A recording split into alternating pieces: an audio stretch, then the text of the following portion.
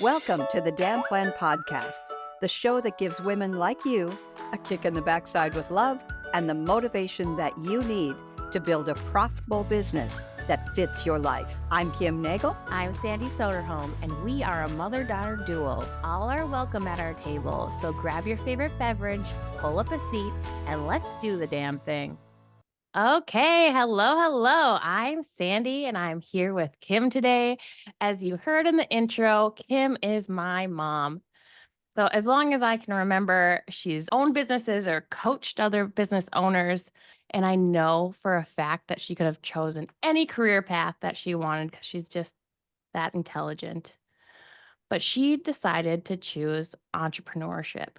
So I'm curious and I'm wondering, and I want your honest to God answer, Mom. Out of all the careers you could have chose, why entrepreneurship? You got to just start with the toughest one. I sometimes have wondered myself, this is not an easy path. It's not, very few people choose a path of being their own boss, being self-employed, owning their own business. And there were easier paths to take. But I think from a very early age, just from a very, very early age, I was given the message from my parents, and I learned the message that I had skills. And there was a certain amount of excitement in being able to turn those skills into a business. There was a certain amount of, oh my gosh, I can do this. And well, you know this about me, but maybe not everyone else knows this about me. I have a little bit of a competitive spirit, whether I'm playing a game of volleyball or racing somebody on my bike down the road, or with myself. And I think many entrepreneurs have that. They just have this giddy feeling inside of them that goes, I wonder if I can do this. I think I can. I should try that. So I think from a very early age, I had some entrepreneurial experiences early on. I wanted a pair of jeans more than anything. Came from a big family. The only pants I got were from Kmart, and they were just real lucky and not fashionable at all. And more than anything, I wanted a pair of Lee button-fly jeans. This is way back in the day. The kind of jeans you have to lay down on the bed to get on, and then you have to have your girlfriend help you off the bed, really tight. And I asked my dad, and he said, well, I'd love to have you have a pair of jeans. How are you going to get them? And that was probably the best advice the best thing a dad could ever say, because how am I going to get them? If I want something, I'm going to go get it. And that actually was the beginning of one of my first little businesses that I had when I was just a teenager. That's cool. It's cool to hear that story and appreciate the trickle down effect, because I feel like growing up, I can hear the story you just told and hear very similar stories that I've told to my friends about you asking us, okay, well, you want this. How are you going to get it? How are you going to get there? And really, you were stretching us to become the person that we are today. And that's a beautiful thing. That's a beautiful gift a parent can give. And just in that simple action, he kind of changed the trajectory of your life in some ways. Well, he probably did. And being I was that straight A student that, they had high hopes, maybe I'd go on to a 4-year degree, get my doctorate. I do have degrees, but you know what? I learned everything that I needed to know about business by doing it. And I think there are those of us out there that learn best by doing. And we are doers on the ground. And, so all these characteristics come together and really kind of begin to define what are the true characteristics of an entrepreneur.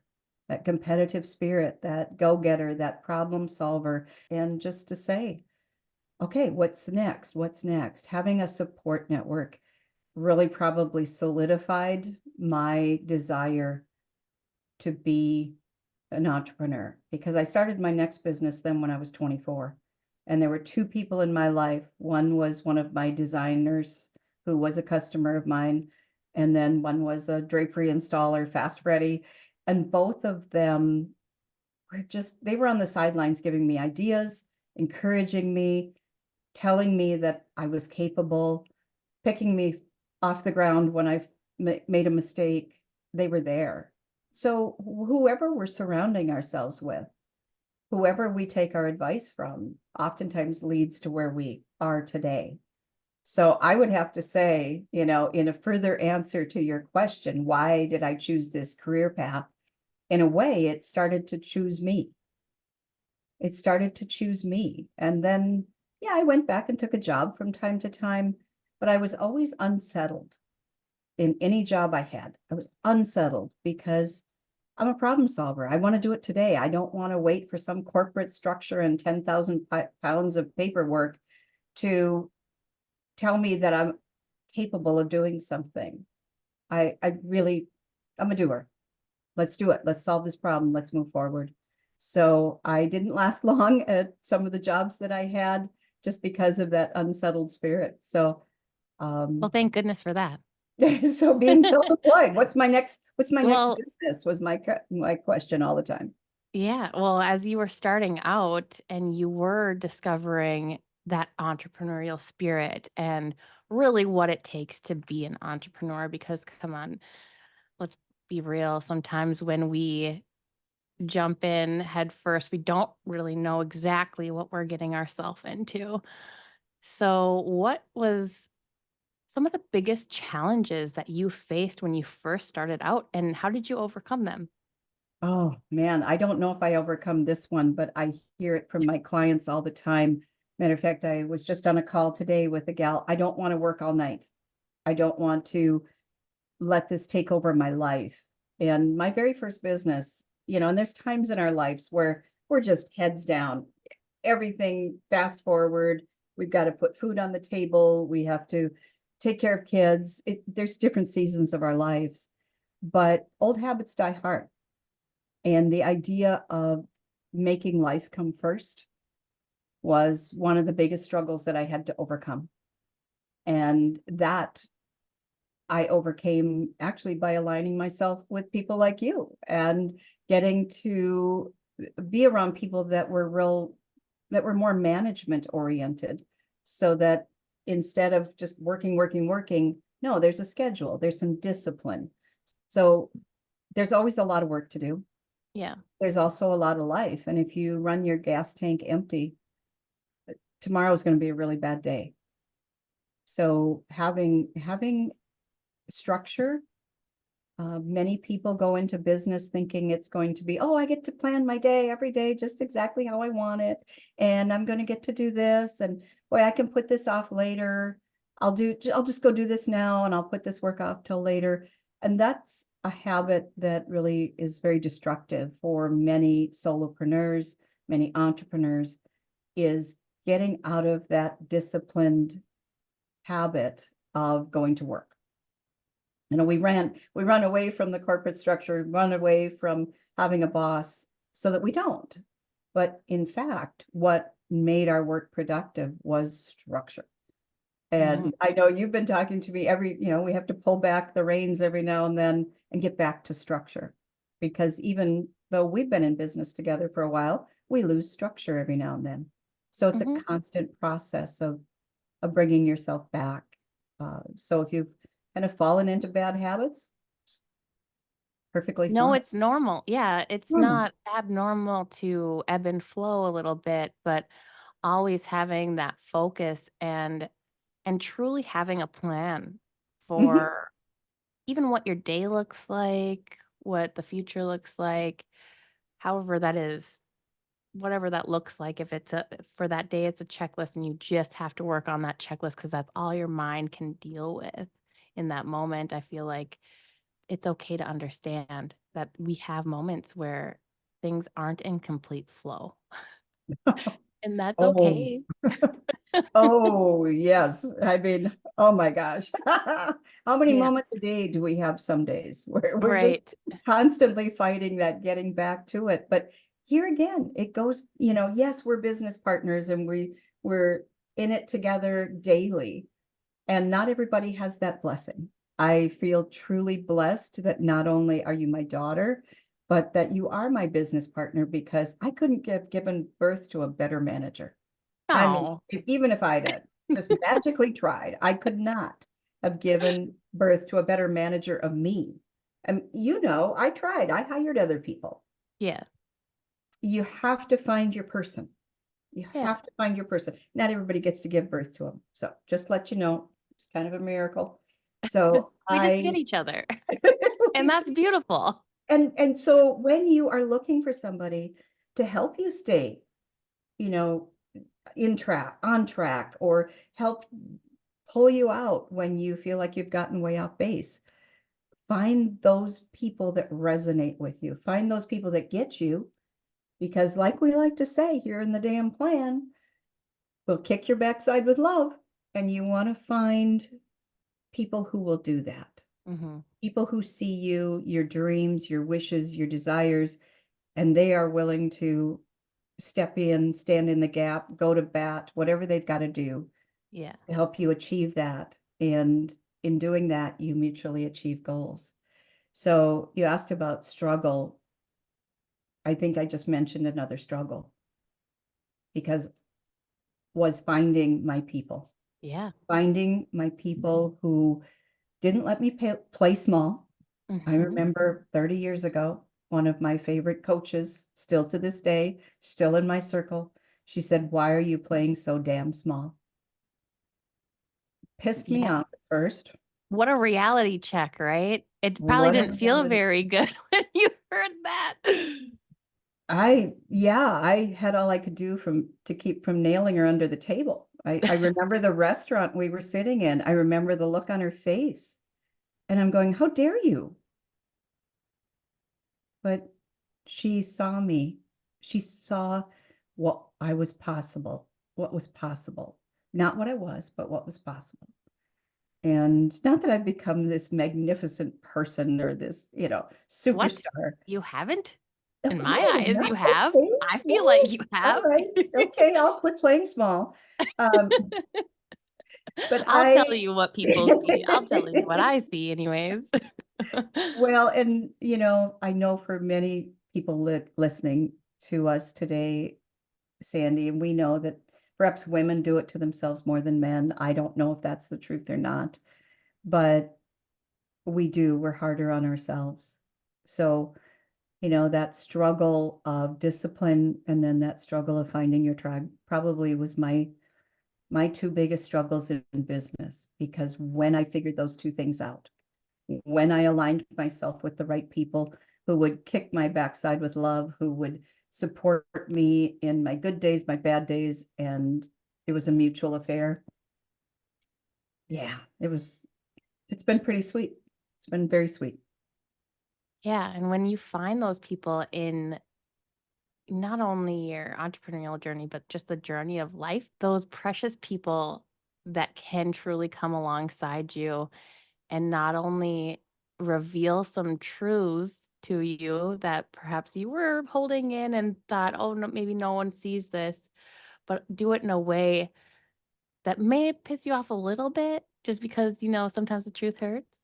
Yeah. Mhm. But also lifts you up so you can realize your full potential. That is truly a beautiful thing. And I'm so thankful and happy that you found that, because you've modeled that for me and you've brought that joy into my life.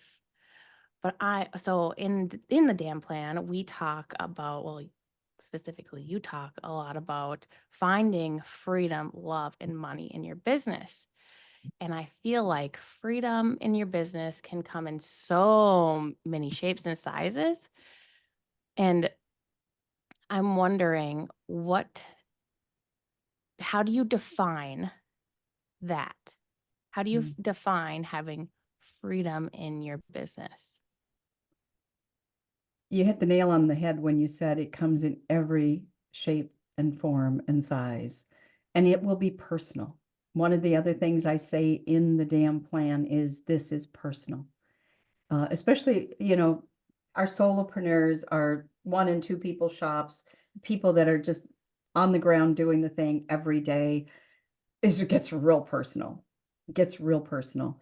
But I think for every entrepreneur, we give birth to these businesses, and it's like giving birth to that baby. and we love it and we cherish it and we want it so much. And then we might find that one day it has actually taken away some of that freedom. That it does happen, that we get Yeah. in we don't have a plan. So we're just dealing with stuff every day. We're just rolling with the flow, taking the next contract because we got to have some money in the bank. We're not thinking it through. That's not freedom. Hmm. That's just rolling with the punches. Hmm. That is just simply letting the world tell you what has to happen next. So for me, that's freedom. That's freedom. Getting to say no is freedom. Getting to be confident enough in my ability that I can, if I say no to this client, I know I can go get this client. Or if I don't want to work with a particular client group because it just doesn't jive with me, I can say no. So Hmm. for me, that is a huge amount of freedom. And in that, in just being able to say no to the wrong thing and say yes to the right thing, we gain creativity. We'll see it in our financials. We'll see it in the way we approach our work. I mean, really, Sandy, how beautiful is it when you are working with your ideal client, getting paid the value you want to get paid, and all of those things aligned, you're bringing your best. Not that wouldn't bring your best otherwise, but I think there's an up level Oh, yeah. that comes with that. You just roll out of bed and you go, oh my gosh, I get to work with this person today. This is going to be a good day. Yeah. And You're it just shows excited to up. get on the call. You're excited Yeah, to do that work when it aligns with yourself and your values. And yeah, it's what the dream is, right? it is. It That is. is the entrepreneurial dream. Well, and then this is all trickle down or trickle out or whatever, sprinkle. Because when you have that happiness, I mean, how many hours a day do we spend working in our adult lives? I mean, I wish I had Sometimes the too math, many. way too many, but you spend 2/3 of your life working. Okay. That sounds Mhm. really dreadful right now. But if you spend 2/3 of your life working and doing stuff that makes you that happy, I mean, some days are not every day is going to be a happy. Right. You can choose. And that's freedom. Yes. I can figure out how to make this task work. So there's so many different types of freedom, but that whole trickle down effect, if what I'm doing for work is satisfying and I shut the doors of my work for that day, guess what? I'm going to show up for my family. I'm going to show up for myself. I'm going to show up in a much better way than if I had to just grind all day long. I mean, Yes. if I had to grind all day long, there better be candles and some kind of beverage and a massage on the other side of that door because no. Yeah.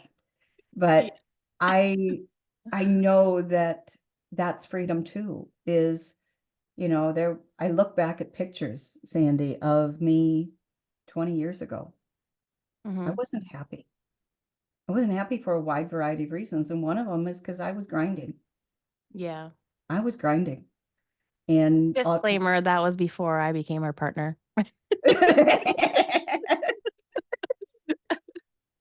yes, that was long before you became my partner. You were still in high school, but Yeah. I was grinding, and you could see the look on my face. And I, I am a woman of a certain age, but man, I feel 900 times younger than I did 20 years ago. Oh, That, my friends, is freedom. That is freedom. And I've been running my business successfully all that time, but the way I run it now is way beyond the financial return. It's the life return that is the mic freedom. drop. My, Absolutely. Oh, that's wonderful. So we talked obviously a little bit about what freedom looks like, or perhaps even success. Maybe that looks like success to some people. Mhm. But let's kind of flip the script a little bit and talk about failures. Sorry, but I'm going.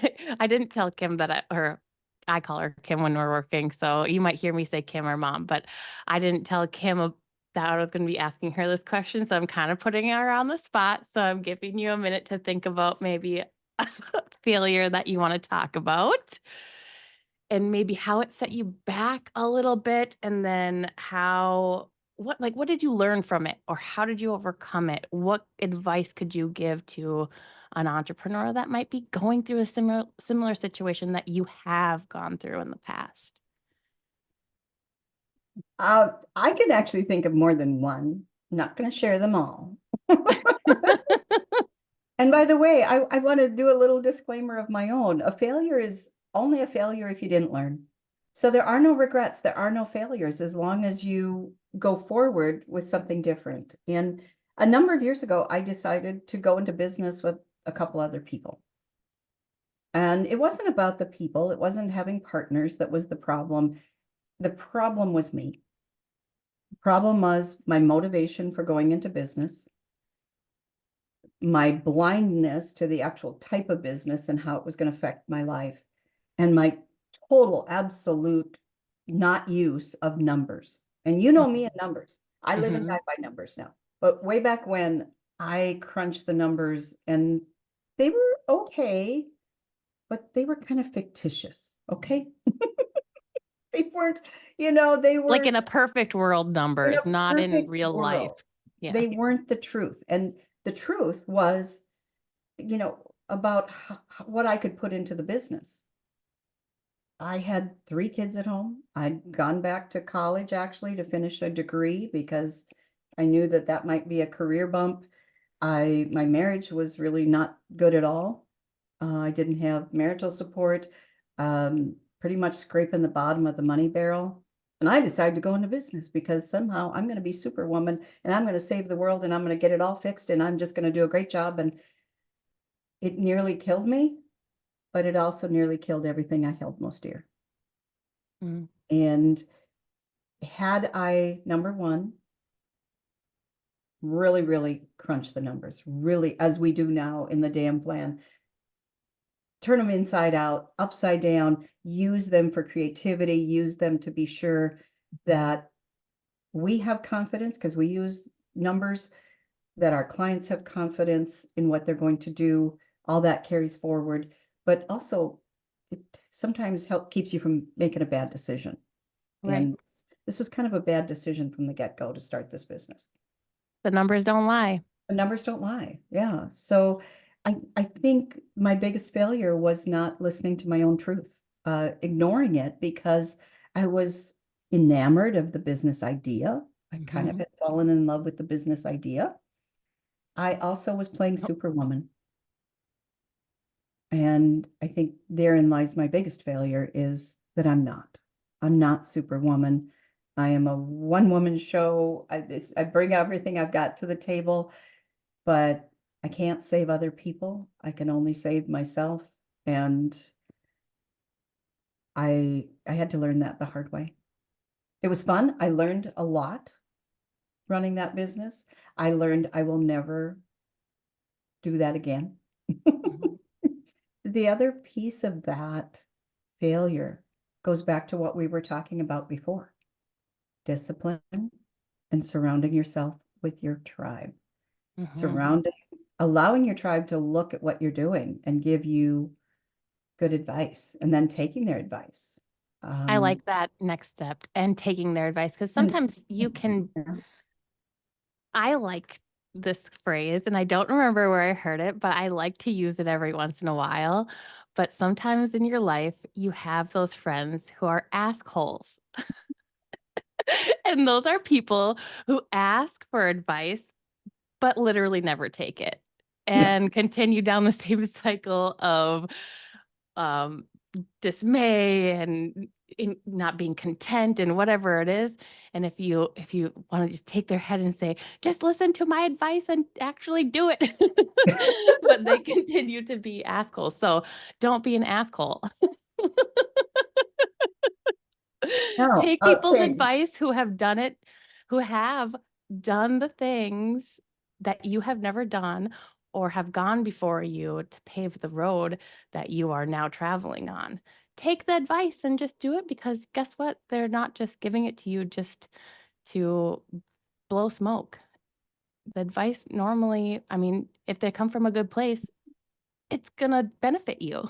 right? Yes, it's going to. And you don't have to, first of all, can I pull the mom hat? Are you calling me an asshole? No, not Okay, anymore. Not not anymore. Okay, I might have been at one point in my life, but I am not. sorry. No, you are absolutely not. I feel like can you do a really good job of weighing advice. Like, okay, does this fit Yeah, me in yeah, this moment? And then how realistically is this going to improve yeah. my situation? I feel like you do a very good job of that now. Now, So but I mean, here again, for the clients I get to work with, I will give share advice. Ask questions to help them figure out where they're going. Um, Sometimes people hire me to be more of a consultant than a coach, so they're Mhm, really looking for that advice. But I always tell them, take this, just like you said, take it and see if it fits. mhm, It's still your decision. It's still up to you mhm, because you can also run the risk of taking everybody's advice. mhm. And then you're not you anymore. You're not you, or you're abdicating your authority. You're Yeah. giving up your responsibility and your authority for your decisions. So Which is take that probably good the advice. reason why you became an entrepreneur in the first place.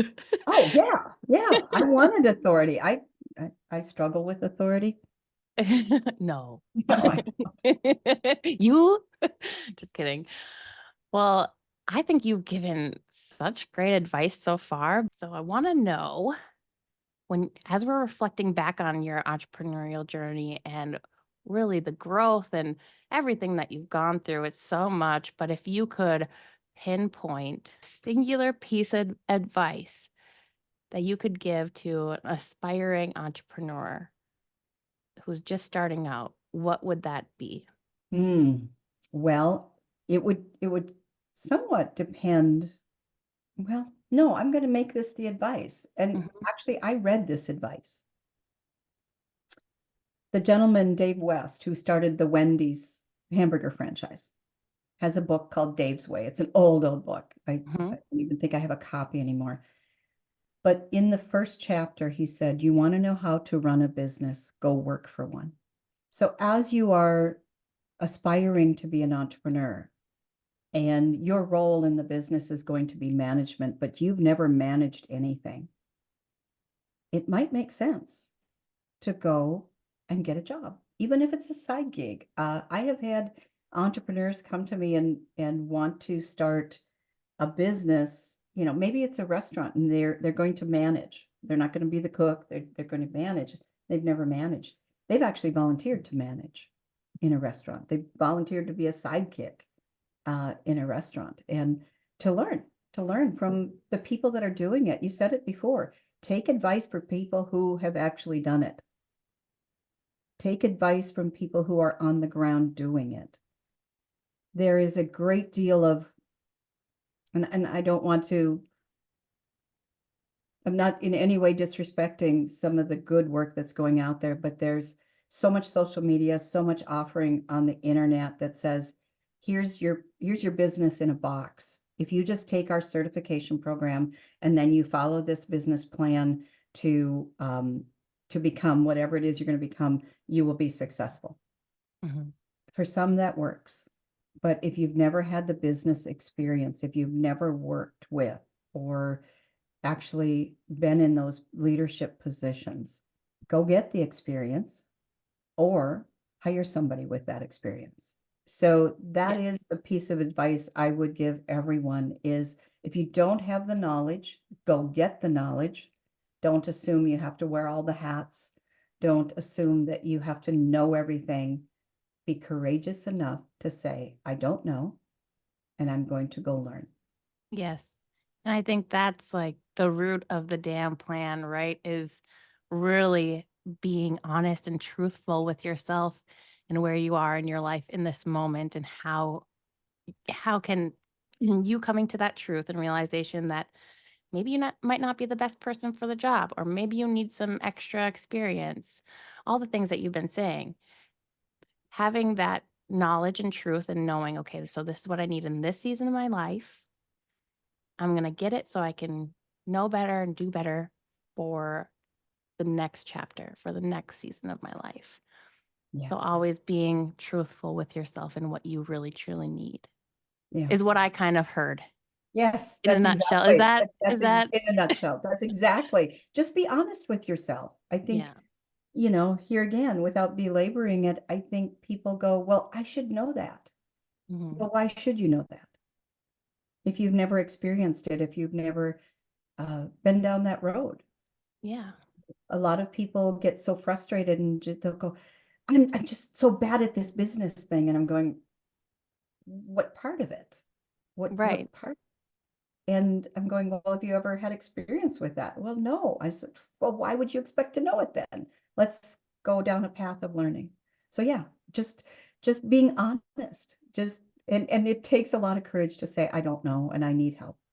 Yeah. That's right in the damn plan book. Here again, it was a turning point for me the day I said, help me.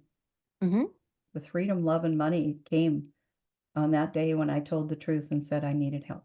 And sometimes it's the hardest and most vulnerable thing to do, but it truly can be life-changing if you allow it to be, Mhm. if you take the advice. So take the advice. All these things are why I'm an entrepreneur. Yes. That's why I chose this path, because of all the beautiful growth, beautiful possibility, getting to choose my people, getting to learn every day, every day. And I don't see myself quitting anytime soon. I hope not anyways, because I really love doing this life with you. So thank you so much for sharing your stories with us and all of your awesome advice. If you like what you heard today, please subscribe to our podcast, even if it's just to get a kick in the backside with love that you know you need to grow that profitable business that you want. Have a good damn day.